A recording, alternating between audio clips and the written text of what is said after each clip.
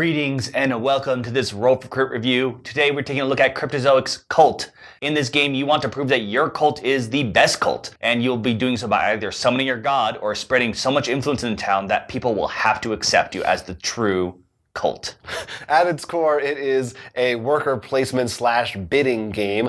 On your turn, you're going to choose to do a number of things utilizing the main figures that you have available to you. You've got followers, you've got priests, and you've got a patriarch, and they all kind of behave in slightly different ways. The priests are what you're going to be placing on spots on the board. So on your turn, you're going to choose one. Each one has its own number value, and place it on one of these areas, each one with its own special effect. However, other players can place their pieces there as well, and once the resolution phase comes, which we'll get to later, whoever has the most value there in their total amount of tokens will actually get to do the effect, while the other player just gets this little consolation prize. They get some money that you can use for different things. Now, your followers are important because they determine where you can place. Over here, you can see there are different values. Exactly, thank you. And if you don't have enough, for instance, these three here require you to have 3 followers. So you may need to gain more followers in some way. Your patriarch acts just like a priest, but they have more value. They're actually worth a point for each follower you have,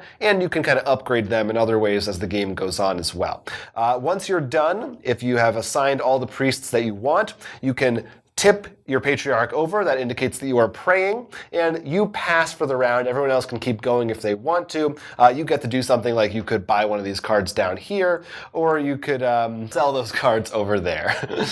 So once you actually are finished and everyone's decided to stop playing, you go through each thing one by one and resolve them in order. Yes, that's known as the resolution phase. You're going to look at each section and see who has the most power there. If there's a tie, you're going to look at your cult sheets, which shows you the deity that you worship, or lack thereof, which I'll show a little later. And who has the most divine power is the winner. So Cthulhu's tend to win ties early on because he has very high early divine power. Mm-hmm. The winner gets the reward listed there, while the loser, as we said, gets the alms, pretty much a coin value. These places, the palace, the noble, and the ruins, let you draw these special cards.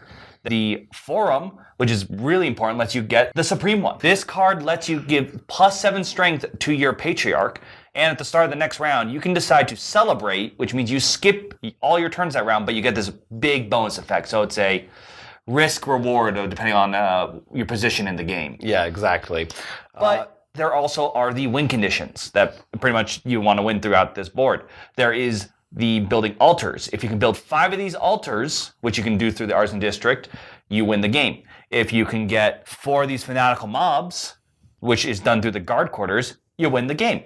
And if you can summon your deity twice in the final spot, you will also win the game. Yeah, if you summon your deity, you actually flip your character card over, and you get a special advanced set of abilities. You start with a couple unique things that you can do, but these are extra powerful versions of that. Yes, those abilities and cards will actually come into play at the beginning of each of these phases. Before you determine who has the most power, you can play cards, such as +2 strength, or maybe your ability to move one of your own units over so they're not involved if you know you're going to lose there. Yeah, some of those intrigue cards over there also have some meaner effects. You could cancel the effect of it completely, or you could make people lose resources that they have. That's kind of your gotcha moment to be like when somebody thinks that they know what they're doing, you throw something at them. Yeah, the 3 cards, this deck, the Miracle deck, are pretty much more helpful to just you, that boost your own power. The intrigue cards you said are more hurting your opponents.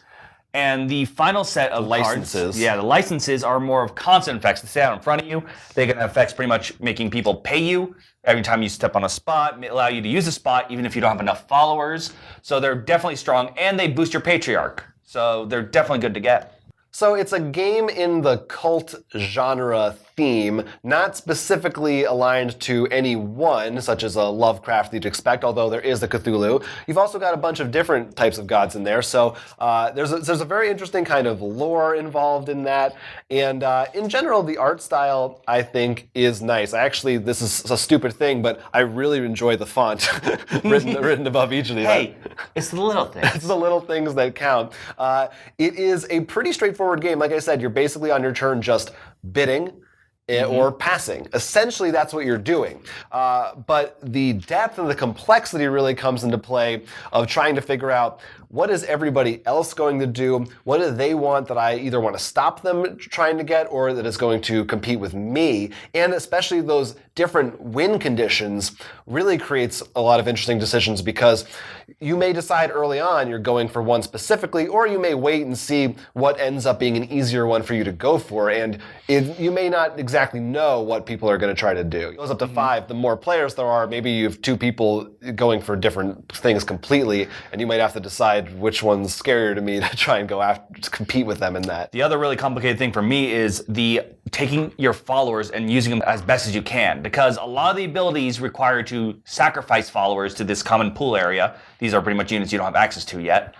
And because they grant you which places you can even bid on, you could accidentally sacrifice all your followers and then you only have access to the top row. That is a very important thing to keep in mind. You are managing when you can afford to lose something to gain something else is very important. Even just in the bidding, it's, if we both put in for this and we're tied now, is it worth it for me to try and take that?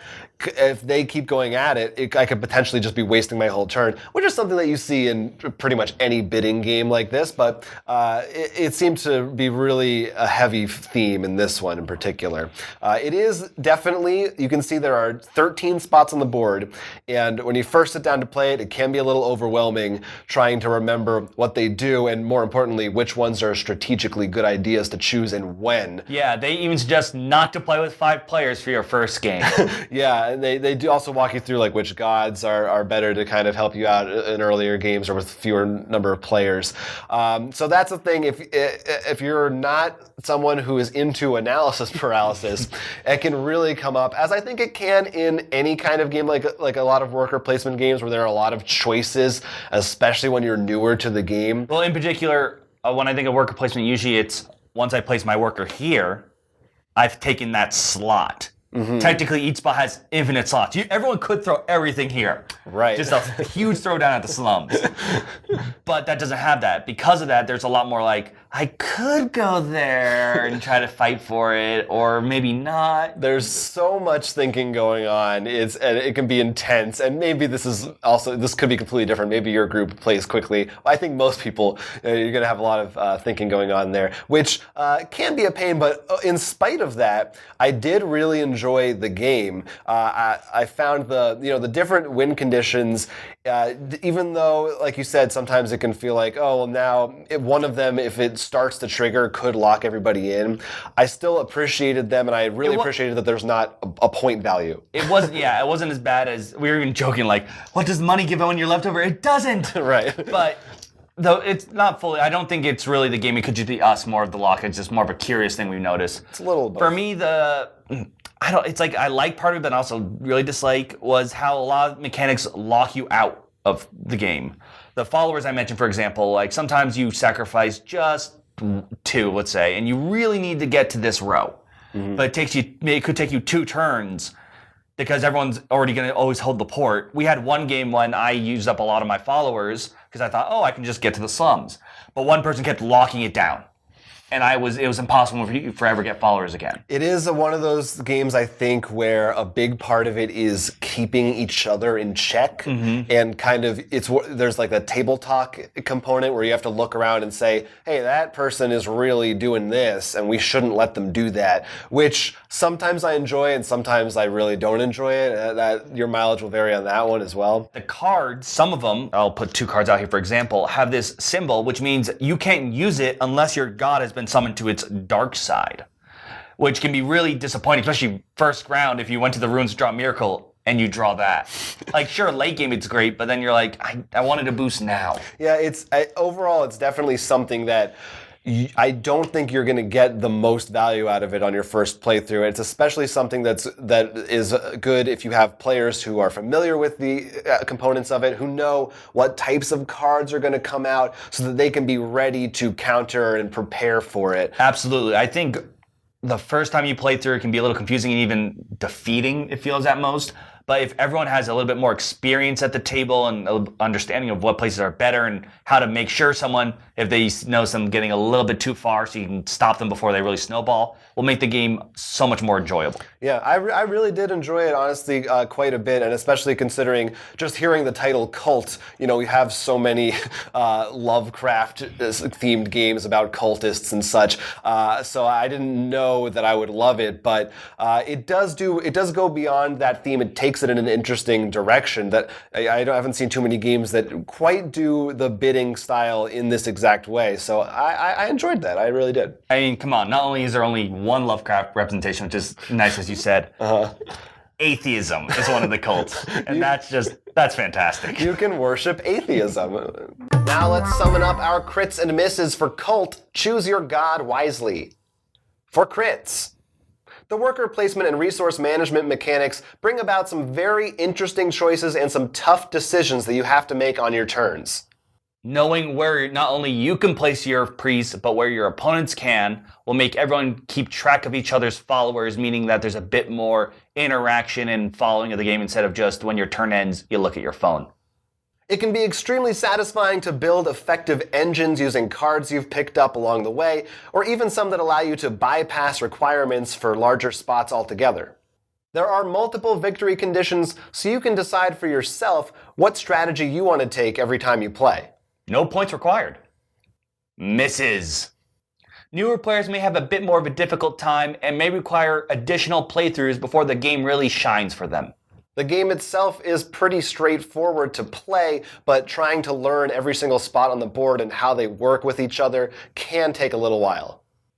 We found this to be one of the most analysis paralysis games we've played in a long time, so be prepared to set some time aside just for that. You may want to actually take out a timer and set it for each player's turn because there are so many choices to make, it can be overwhelming.